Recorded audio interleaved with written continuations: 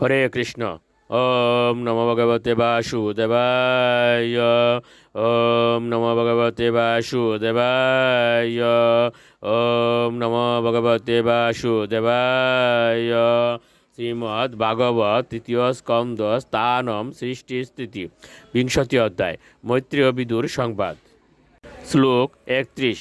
গুহন্তিম বৃহয়াত্মানম নীলালোকবরূতিনীম উপলব্বাসুরা ধর্ম সর্বে সম্মুমুহ স্ত্রিয়ম। অনুবাদ: তার কুঞ্চিত কেশদাম ঘনশ্যাম বর্ণ এবং তিনি যেন লজ্জিত হয়ে নিজেকে আবৃত করেছিলেন। সেই রমণীকে দর্শন করে অসুরেরা যৌন ক্ষুধাবশত তার প্রতি অনুরক্ত হয়েছিল। শ্লোক 32। অহরূপম অহদরিয়ম অহ ঐশানবম্বয় মধ্যে কাময় মানানাম কামেব বিসর্পতি। অনুবাদ: তার প্রশংসা করে অসুরেরা বলতে লাগলো, আহা, কি অপূর্ব সৌন্দর্য, কি অস্বাভাবিক আত্মসংযম, কি মনোহর নবীন যৌবন! তার প্রতি কামাসক্ত আমাদের সকলের উদ্দেশ্যে সম্পূর্ণরূপে কাম মুক্তের মতো বিচরণ করছে। শ্লোক 33।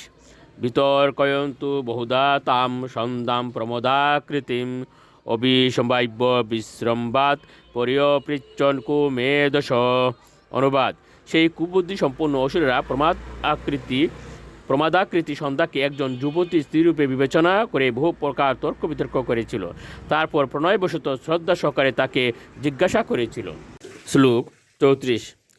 কাশী কশাশী রম্বুরু কো বার্তস্তে অত্র বামিনী রূপদ্রবিন পৈন্যেন দুর্ভগান্নু বিবাদসে। অনুবাদ: এ সুন্দরী বালিকা, তুমি কে? তুমি কার পত্নী অথবা কার কন্যা? আর কি উদ্দেশ্যে তুমি আমাদের সম্মুখে এখানে প্রকট হয়েছ?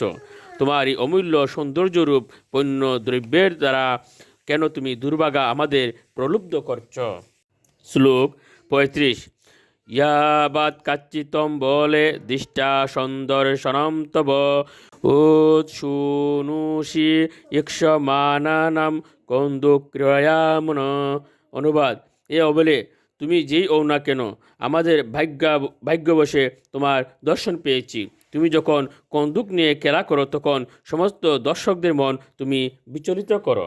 হরে কৃষ্ণ।